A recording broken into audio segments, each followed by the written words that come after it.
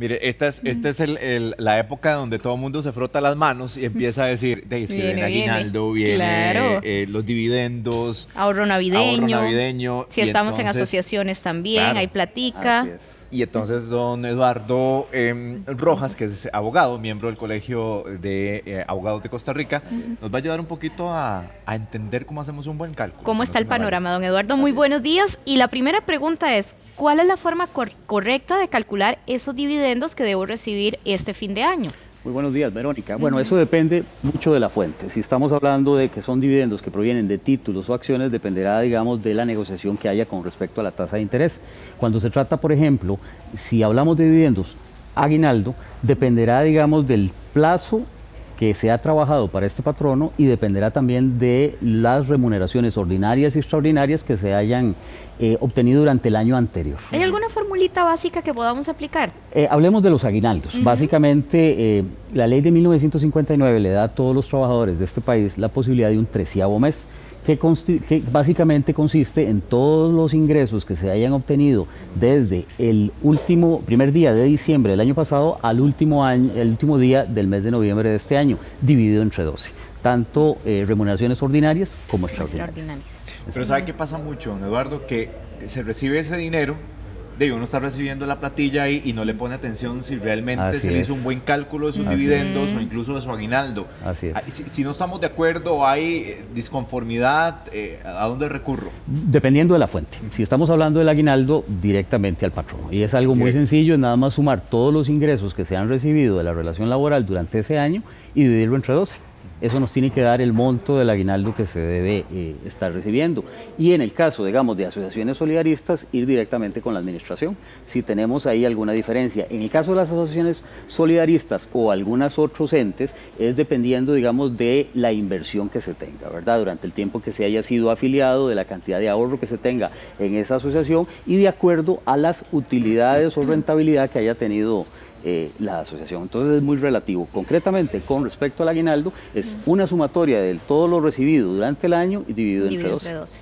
Ahora bien, si por ejemplo yo tengo una pensión, tengo una deuda, ¿es embargable el aguinaldo o estoy protegida? Verónica, eso es una pregunta muy importante. Resulta que la ley especial que rige el aguinaldo la protege completamente. Estos montos que se reciben a título de aguinaldo no pagan ningún tipo de carga, son inembargables y solamente tienen una limitación en cuento a temas de pensión alimentaria, nada más. Por lo demás es dinero que blindado, es prácticamente intocable. Sí, es que es intocable. Ahora, hay mucha gente que además tiene trabajos a través de contratos profesionales o servicios profesionales, que lo conocemos popularmente. ¿Esa gente tiene derecho a recibir aguinaldo o no? Douglas, aquí es muy importante tener claro una cosa. Para poder recibir el derecho del aguinaldo debe existir una relación laboral. Si no tenemos una relación laboral, sino lo que tenemos es una contratación por servicios profesionales, al no mediar salario no hay derecho al aguinaldo. Pero ¿qué pasa si tengo un año de estar por servicios profesionales con un patrono? Igual, o sea, si son servicios profesionales, y aquí hay que calificar muy bien la relación, porque muchas veces llamamos servicios profesionales, porque tenemos algunos patronos un poquillo vivillos, y en realidad se trata de una relación laboral oculta. Entonces hay que calificar mucho la relación, pero si estamos hablando, por ejemplo, nuestro contador que nos hace nuestra contabilidad anual y trabaja en su oficina, ahí hay servicios profesionales. Pero si yo tengo una empresa y tengo un contador a lo interno de la empresa, aunque yo lo haga firmar un contrato por servicios profesionales, ese contador está bajo la modalidad de relación laboral y por lo tanto tendrá acceso a todos los derechos laborales correspondientes, incluido el aguinaldo. Entonces es un tema de, primero, tener claro que debe mediar una relación laboral y segundo, calificar si es relación laboral o no es relación laboral con respecto a lo que los tribunales y la ley nos dice al respecto. Otra de las consultas, porque a veces no se paga a tiempo el aguinaldo, entonces el trabajador recurre al ministerio y hace la denuncia, se le paga efectivamente, pero ya yo quedé con la espinita de, ¿será que este año sí me pagan a tiempo? Ese antecedente puede funcionar para que el ministerio haga una llamada de atención a ese patrono que no está pagando a tiempo. Desde luego, Verónica, esto es muy importante que los trabajadores de nuestro país tengan claro. Los defensores primarios de sus derechos son el Ministerio de Trabajo. Después de eso se puede recurrir, si el Ministerio de Trabajo no logra, digamos, resolver el tema, a los tribunales, pero lo más eficiente es recurrir al Ministerio de Trabajo primero. El Ministerio de Trabajo tiene la potestad de llamar al patrono a conciliar y además interrumpe los plazos de prescripción, entonces es muy importante. Ahora, ¿Cuándo debe pagarse el aguinaldo? La ley establece que hasta el 20 de diciembre de cada año tienen la obligación los patronos de pagar este aguinaldo. Es decir, ya el 21, ya el patrono está en mora y entonces ya ahí tendríamos... Si no cae claro, la plata imagínate con todos los gastos que vienen Sí. para diciembre, Ya más hay si que hay activar. hijos. Así es. Entonces ya el 21 hay que activar todas las alertas. Don Eduardo, en el caso de una persona que se haya incapacitado, que estuviese enfermo todo el año, ¿cómo afecta eso el cálculo del aguinaldo? Interesante pregunta. Volvemos al concepto original. Para que haya aguinaldo debe haber relación laboral y salario. ¿Qué sucede con las incapacidades? Bueno, hace muchos años ya se definió que lo que se recibe por una incapacidad es un subsidio y no salario. Es decir, dentro del cálculo del aguinaldo, cuando se trata de incapacidades, esos dineros no se toman en cuenta por ser subsidio y no salario. Diferente es cuando estamos, por ejemplo, con una licencia de maternidad. Ahí sí está claro el asunto. Porque la licencia de maternidad es eso, es una licencia, no es una incapacidad. De tal manera que las madres que están en el proceso de licencia por maternidad sí reciben su aguinaldo completo. Horas extras, que siempre es un tema Muy bien complejo, porque si no se las quieren pagar, por ejemplo, ¿se incorporan o no dentro del aguinaldo o no necesariamente? Don Eduardo, ¿cómo se maneja eso? Te voy a decir, Douglas, las horas extra son parte de la retribución extraordinaria que recibe el trabajador. Es decir, todos los salarios normales o salarios en especie y las horas extra es parte del cúmulo de todos los ingresos que el trabajador recibió. Por lo tanto, forma parte del cálculo final. Es decir, las horas extra se suman al aguinaldo. El salario en especie. Así es. Estamos ¿También? hablando de cosas concretas. ¿Qué, por ejemplo?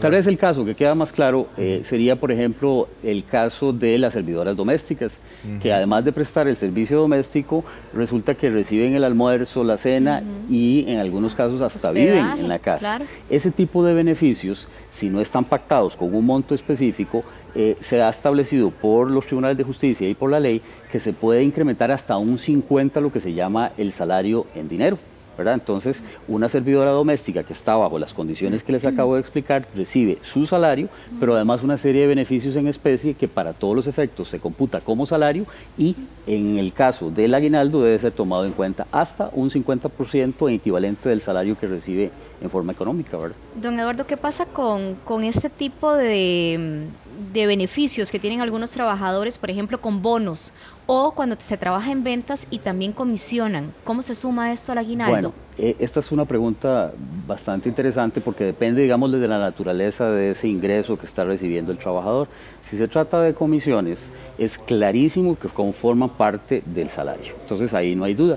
Donde podría haber un poquito de duda es con respecto a lo que entendemos por bono, ¿verdad? Porque el bono es una premiación que le hace el patrono de acuerdo a ciertas características que se han establecido en la empresa por rendimientos y demás. Entonces habría que estudiar. Exacto. Sí. Habría que analizarlo en cada caso concreto. Y además es un concepto que ha venido evolucionando en los tribunales.